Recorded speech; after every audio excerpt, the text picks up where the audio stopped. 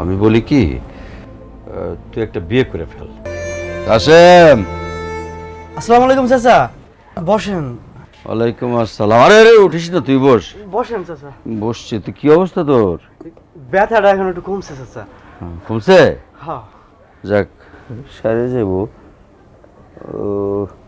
আর তোর মায়ের কোনো উন্নতি হচ্ছে? বুঝতেছি না চাচা, ওই আঙুল একটু নড়ে আবার নাড়ায় না, কিছু ধরতে পারে না, কিছু বুঝতেছি না।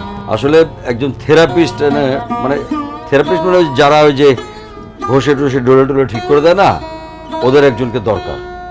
একজনকে নিয়ে আসলে তারপর তোকে শিখিয়ে দিলে তখন তোকে শিখিয়ে দিয়ে লাভ কি?